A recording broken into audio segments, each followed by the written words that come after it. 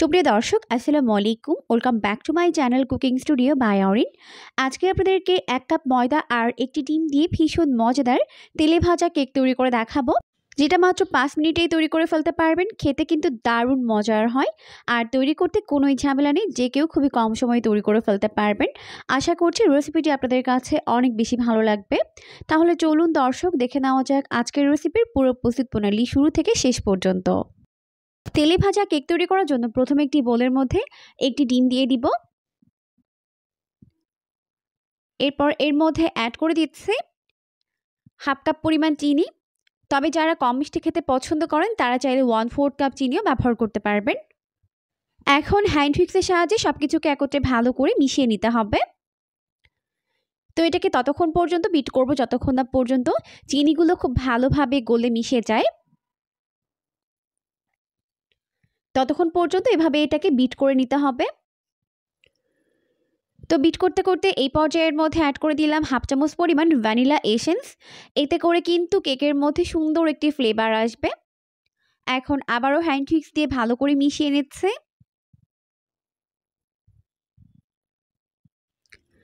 একটু সময় নিয়ে সবকিছুকে একত্রে ভালো করে মিশিয়ে নিতে হবে। তো বিট করতে করতে যখন চিনিগুলো ভালোভাবে গলে মিশে গেছে, ওই পর্যায়ে এর মধ্যে অ্যাড করে দিলাম 2 টেবিল চামচ পরিমাণ সয়াবিন তেল।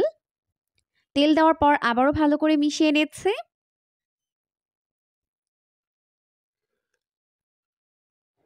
তো সবকিছুকে একত্রে খুব ভালো করে মিশিয়ে নেওয়ার পর এখন এর মধ্যে শুকনো উপকরণগুলোকে অ্যাড করে দিব। তো ভালো করে মেশানো হয়ে গেলে এখন আমি এর মধ্যে অ্যাড করে দিব হাফ কাপ পরিমাণ ময়দা,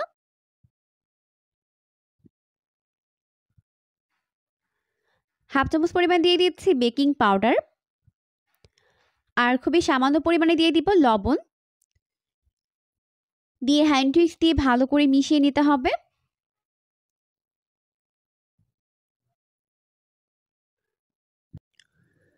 একটু সময় নিয়ে সবকিছুকে ভালো করে মিশিয়ে নেওয়ার পর এখন আমি এর মধ্যে আরও হাফ কাপ পরিমাণ ময়দা অ্যাড করে দিব। আর এটা স্কিপ হয়ে গেছে, তাই অবশ্যই এখানে টোটালি 1 কাপ পরিমাণ ময়দা অ্যাড করতে হবে। টোটালি 1 কাপ পরিমাণ ময়দা অ্যাড করার পর মিশ্রণটি কিন্তু অনেকটা টাইট হয়ে যাবে, আঠালো আর শক্ত হয়ে যাবে। তো এখন আমাদের 1 কাপ পরিমাণ ময়দা অ্যাড করা হয়ে গেছে আর দেখতেই পাচ্ছেন এই মিশ্রণটা ঠিক এরকম হবে। এরপর এখান থেকে অল্প অল্প করে মিশ্রণ নিব আর হাতের মধ্যে নিয়ে প্রথমে এরকম গোলাকার একটি শেপ দিয়ে নিচ্ছে। তো এইভাবে উপরের স্কিনটাকে স্মুথ করে দিতে হবে। তো এইভাবেই সবগুলোকে বানিয়ে নিব। এরপর নাস্তাগুলোকে ফ্রাই করে নিব, তাই চুলায় একটি প্যান বসিয়ে দিয়েছে।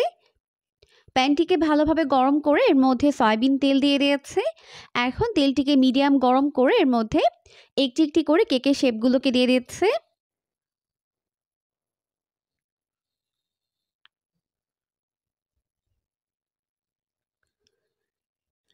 একবারে যতগুলো ধরে দিয়ে দিব। এখন চুলার আঁচটিকে মিডিয়াম ফ্লেমে রেখে এগুলোকে ভেজে নিতে হবে।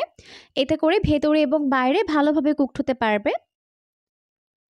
তো প্রায় 1 মিনিটের মতো একটা সাইড ভেজে নেওয়ার পর এখন আমি এটাকে উল্টে দিচ্ছি অপর পাশটিকে ভেজে নেওয়ার জন্য। তো এইভাবেই উল্টে পাল্টে এই কেকগুলোকে এরকম গোল্ডেন ব্রাউন করে ফ্রাই করে নিতে হবে। এই তেলে ভাজা কেকগুলো কিন্তু তৈরি করতে খুবই ইজি, তবে খেতে দারুণ মজার হয়। তো উল্টে পাল্টে আমি এগুলোকে গোল্ডেন ব্রাউন করে ফ্রাই করে নিব। এই পর্যায়ে আমাদের তেলে ভাজা কেকগুলো উল্টে পাল্টে দুইটা সাইড এরকম গোল্ডেন ব্রাউন করে ফ্রাই করে নেওয়া হয়ে গেছে। এখন ভালোভাবে তেল ঝরিয়ে এগুলোকে তেল থেকে উঠিয়ে নিব। ঝটপট অতিথি আপ্যায়নে কিংবা বাচ্চাদের আবদারে তৈরি করে ফেলতে পারেন, খেতে কিন্তু ভীষণ মজার হয়। তো এখন আমি এগুলোকে উঠিয়ে নিচ্ছি আর বাকিগুলোকেও সেমভাবেই ফ্রাই করে উঠিয়ে নিব। তো দেখতেই পাচ্ছেন লুকটা কত বেশি আমি হয়েছে, খেতেও কিন্তু হয়েছে ভীষণ মজার। অবশ্যই বাসায় ট্রাই করবেন, দেখবেন পরিবারের ছোট বড় সবাই অনেক বেশি পছন্দ করবে। এরকমই সমস্ত নতুন রেসিপি প্রতিদিন পেতে অবশ্যই চ্যানেলটিকে সাবস্ক্রাইব করে রাখবেন। পরবর্তী ভিডিও দেখার আমন্ত্রণ জানিয়ে বিদায় নিচ্ছি। সবাই অনেক বেশি ভালো থাকবেন। আল্লাহ হাফিজ।